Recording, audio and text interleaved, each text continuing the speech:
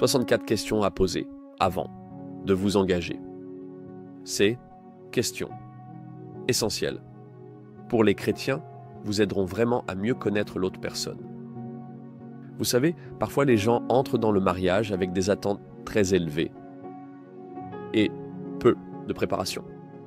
Et comme Jacob, ils s'endorment avec Rachel et se réveillent avec Léa. Cela signifie la personne qu'ils pensaient avoir épousée n'est pas la même. Il est vrai que nous changeons au fil du temps. Mais j'ai vu beaucoup de gens entrer dans le mariage sans vraiment connaître l'autre personne. Ils ont peur de poser des questions et ils ne veulent tout simplement pas gâcher ce moment. Et l'une des choses que j'ai faites lors de mon premier rendez-vous avec ma femme, ce que je ne vous recommande pas de faire, c'est de poser ces questions dès le premier rendez-vous.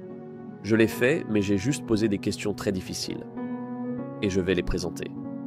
Beaucoup de ces questions ici. Et ça m'a vraiment aidé à connaître. Vous savez, ma femme à l'époque, qui n'était qu'une petite amie.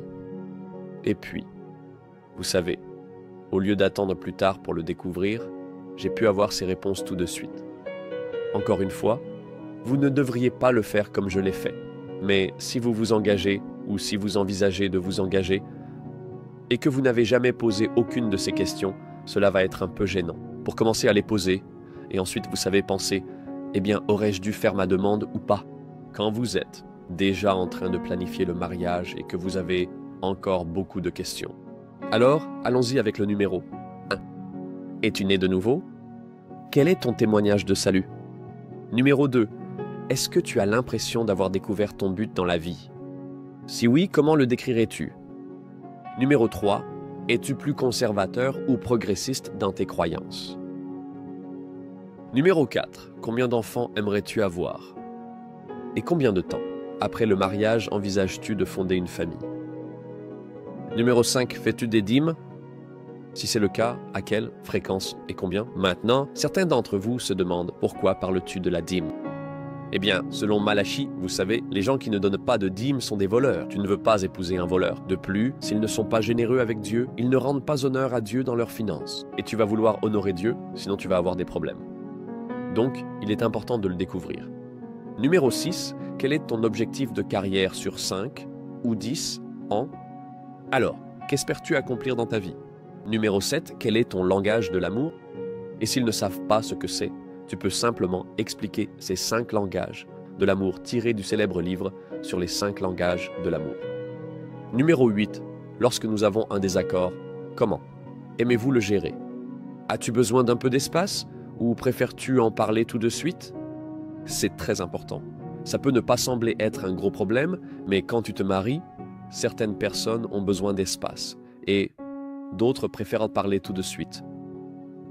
Numéro 9, combien de dettes as-tu, y compris les prêts, les voitures et les créances? Encore une fois, cela peut sembler impliquer beaucoup de choses personnelles, mais leurs dettes vont devenir les tiennes. Certaines personnes ont fait faillite plusieurs fois et elles ont beaucoup de prêts étudiants. Tu veux juste savoir dans quoi tu t'engages. Numéro 10, quel est ton score de crédit? Oui, c'est très important. Numéro 11, combien économises-tu chaque mois? Numéro 12, combien sont tes dépenses mensuelles? Numéro 13, que penses-tu des comptes bancaires, joints ou séparés? Quelle est ta vision pour le budget en tant que couple? Tu sais, les gens ne parlent pas de ces choses. Mais ensuite, ils se marient et il s'avère que le mari a son propre compte et la femme a le sien. Et donc, la femme veut être ensemble, le mari dit non. Il était important que vous en parliez. Numéro 14. Comment gères-tu le stress et la pression? Certaines personnes se renferment, d'autres disparaissent, certaines vont en boîte. Comment gères-tu le stress et la pression? Numéro 15. Quels sont tes passe-temps et comment passes-tu ton temps libre? Es-tu fan de jeux vidéo, de films, de golf, de sport? Lire? Comment passez-vous votre temps libre? Numéro 16. Combien de fois par an aimeriez-vous voyager? Par exemple, certaines personnes sont accros au voyage. Vous voulez savoir ça. Pour eux, voyager fait partie de leur vision de la vie, tandis que vous, de votre côté, n'aimez pas voyager. Ce sera bon à savoir. 17. Quelle tâche ménagère serait de votre responsabilité? Maintenant, parfois, il est préférable de demander que faisaient ta mère et ton père dans leur mariage. Par exemple, est-ce que papa sortait les poubelles pendant que maman nettoyait la maison et préparait à manger? Resteront-ils à la maison? Est-ce qu'elle resterait à la maison, maman? Parce que cela donnera une idée des rôles inconscients que cette personne a concernant votre relation. Numéro 18. C'est un point de non-retour pour certains. Que penses-tu des animaux de compagnie dans la maison? Des chiens ou des chats? Numéro 19. Quelles sont vos habitudes alimentaires et vos préférences diététiques? Par exemple, sont-ils végétaliens? Aiment-ils manger au restaurant tout le temps? Par exemple, quelles sont leurs habitudes alimentaires et leurs préférences diététiques? Numéro 20. Comment abordez-vous l'intimité sexuelle et les attentes?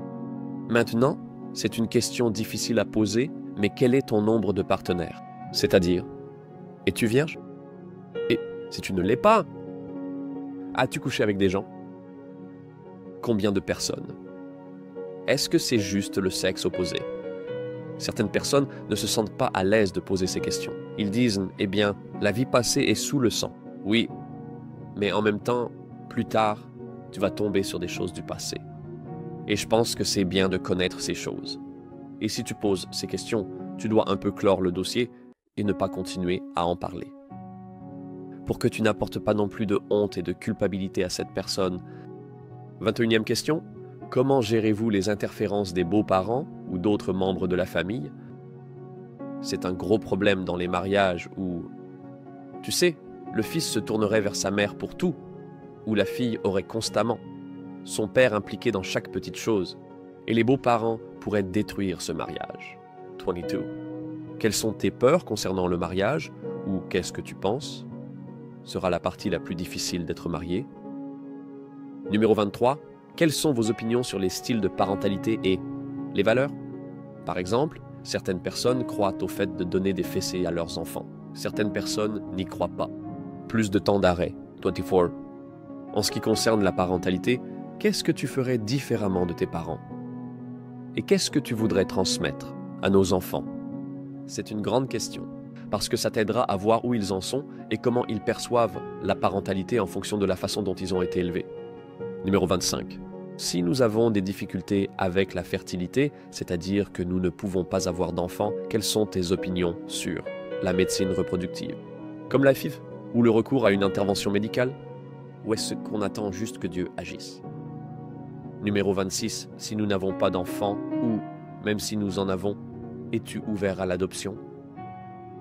Numéro 27. Comment pensez-vous que nous devrions gérer la prise en charge des membres âgés? De la famille, comme maman et papa? Et quel rôle veux-tu que nous ayons? Est-ce qu'on les laisse vivre avec nous? Est-ce qu'on les soutient financièrement? Tu sais quel sera notre rôle pour aider et prendre soin de nos parents âgés? Numéro 28. Quelle est ta vision pour notre retraite? Est-ce que tu nous imagines en train de nous détendre, de voyager ou de faire quelque chose de complètement différent? Numéro 29. Économisez-vous actuellement pour la retraite? Numéro 30.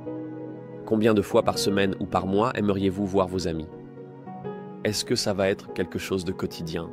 Une chose hebdomadaire où vous allez sortir avec vos amis ou vous ne le ferez jamais? Numéro 31. Que pensez-vous de l'idée d'un contrat prénuptial? Par exemple, certaines personnes sont riches et leur gros souci est qu'elles vont obtenir un contrat prénuptial, ce que personnellement je trouve être C'est une introduction au divorce, mais c'est mon avis et beaucoup de gens partagent cela, mais il est important que vous le sachiez. Est-ce que vous vous engagez là-dedans et s'attendent-ils à un contrat prénuptial? Numéro 32. En dehors des futurs enfants, qui aimeriez-vous inclure dans notre testament? Y a-t-il des promesses que vous avez faites à des gens pour qu'ils soient inclus dans votre testament dont je dois être au courant? 33. Avez-vous des inquiétudes concernant mes profils sur les réseaux sociaux ou les choses que je publie? Numéro 34. Y a-t-il quelqu'un que je suis ou qui me suit et qui te met mal à l'aise et qui t'inquiète? 35. Comment te sens-tu à l'idée d'avoir accès au téléphone et aux messages personnels de l'autre? 36. Comment vois-tu le rôle d'un mari et d'une femme tel que décrit dans la Bible? Quels auteurs ou conférenciers chrétiens ont influencé votre vision du mariage? 38. Quelle importance accordez-vous à la pureté sexuelle dans notre relation? Et quelles sont nos limites? Numéro 39. Comment envisages-tu notre vie de prière ensemble en tant que couple? Allons-nous prier tous les jours, faire des dévotions, ou allons-nous le faire séparément? Et de temps en temps, nous discuterons de ce que nous ressentons que le Seigneur nous dit. Numéro 40. Quel est votre point de vue sur la transparence et la responsabilité dans notre vie spirituelle? Par exemple, est-ce que nous nous disons tout, même ce avec quoi nous luttons, même si c'est une tentation sexuelle? Si l'un de nous tombe dans la pornographie, est-ce que nous en parlons? Veux-tu vraiment le savoir? Ou veux-tu simplement que j'aille voir quelqu'un d'autre pour en parler et obtenir de l'aide? Numéro 41. Comment gérons-nous les désaccords spirituels? Si nous avons des désaccords, que allons-nous faire?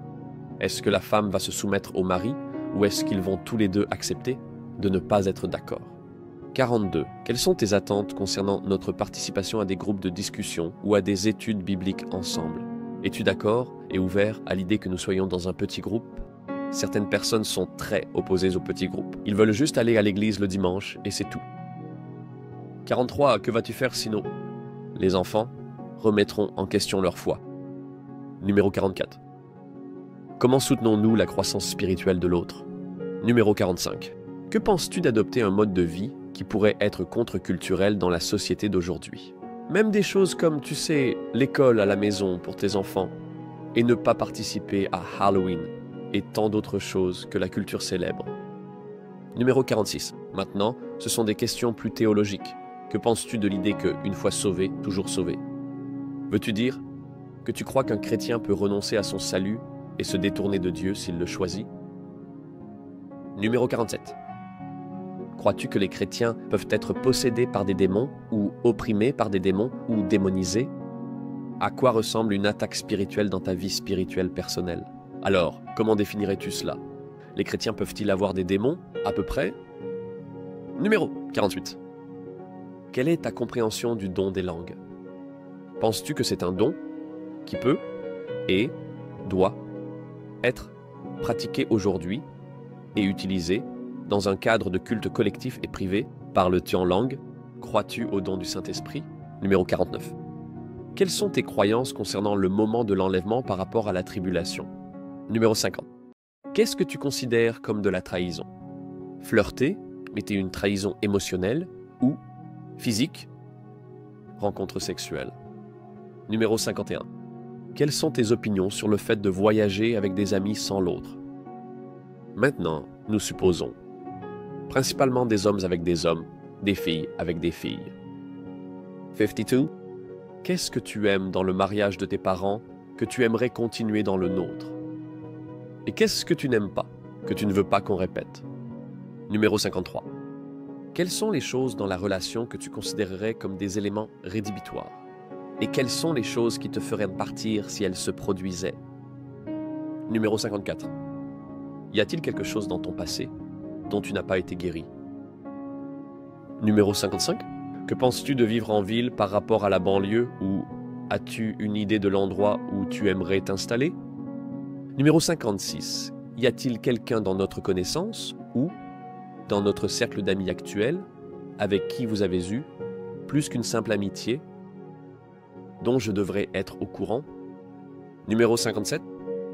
Voudrais-tu être un parent au foyer ou préférerais-tu que nous travaillions tous les deux? Et comment gérerions-nous cela? Équilibre? Numéro 58. Que penses-tu de passer des fêtes comme Noël, Thanksgiving et les anniversaires avec nos deux familles? Ou comment allons-nous équilibrer cela? Numéro 59. Que penses-tu des tatouages? Numéro 60. Que penses-tu de la consommation d'alcool? Numéro 61. À quoi ressemble le respect pour toi? Numéro 62. Qu'est-ce qui te fait te sentir aimé? Numéro 63. Que penses-tu d'avoir des amis proches, du sexe opposé une fois que nous serons mariés? Quelles limites, s'il y en a, aimerais-tu établir? Et dernière question, 64. Quelle importance accordes-tu à l'apparence physique chez ton partenaire? Donc, ce sont quelques questions. Encore une fois, je sais que certains d'entre vous les ont probablement déjà entendues et peut-être que vous vous êtes dit, eh bien, c'est une super question. Faites-le moi savoir dans les commentaires ci-dessous. Ou Peut-être que certaines questions que tu as entendues, tu te dis « je ne poserai jamais cette question ». C'est-à-dire, tu sais, cela ne devrait pas être demandé.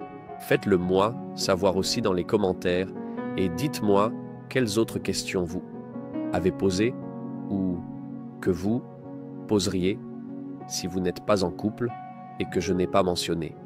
Je dis juste aux gens que avant de te marier. Doute de tes décisions quand tu es marié, c'est ça, tu es engagé, vas-y. Et beaucoup de gens, ce qu'ils font, c'est l'inverse.